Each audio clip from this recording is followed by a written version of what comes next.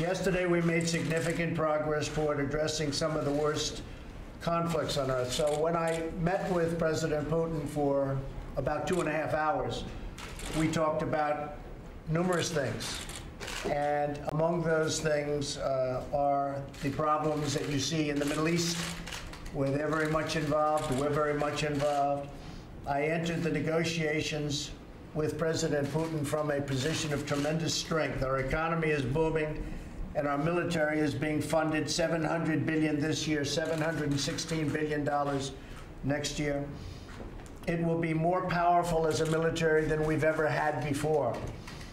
President Putin and I addressed a range of issues, starting with the civil war in Syria and need for humanitarian aid and help for people in Syria.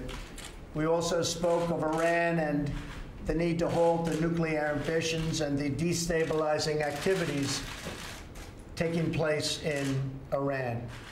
As most of you know, we ended the Iran deal, which was one of the worst deals anyone could imagine, and that's had a major impact on Iran, and it's substantially weakened Iran, and we hope that at some point Iran will call us and we'll maybe make a new deal, or we maybe won't. But Iran is not the same country that it was 5 months ago, that I can tell you. They're no longer looking so much to the Mediterranean and the entire Middle East. They've got some big problems that they can solve probably much easier if they deal with us. So we'll see what happens. But we did discuss Iran. We discussed Israel and the security of Israel, and President Putin is very much involved now with us in a discussion with Bibi Netanyahu on working something out with surrounding Syria and specifically with regards to the security and long-term security of Israel. A major topic of discussion was North Korea and the need for it to remove its nuclear weapons. Russia has assured us of its support. President Putin said he agrees with me 100%, and they'll do whatever they have to do to try and make it happen. Discussions are ongoing, and they're going very, very well. We have no rush for speed. The sanctions are remaining. The hostages are back. There have been no tests. There have been no rockets going up for a period of 9 months. And I think the relationships are very good. So we'll see how that goes. We have no time limit. We have no speed limit. We're just going through the process. But the relationships are very good. President Putin is going to be involved in the sense that he is with us. He would like to see that happen.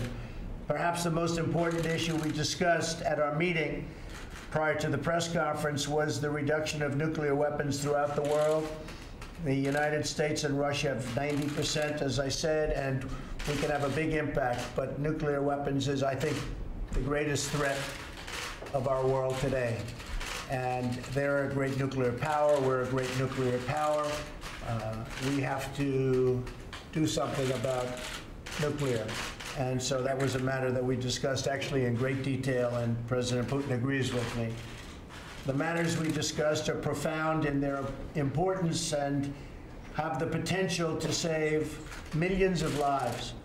I understand the many disagreements between our countries, but I also understand that dialogue in the when you think about it, dialogue with Russia or dialogue with other countries, but dialogue with Russia in this case, where we've had such poor relationships for so many years, dialogue is a very important thing, and it's a very good thing.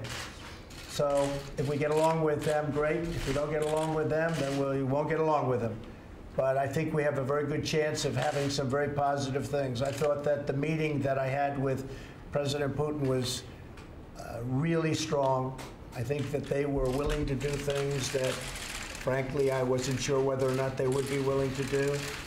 And we'll be having future meetings, and we'll see whether or not that comes to fruition. But we had a very, very good meeting.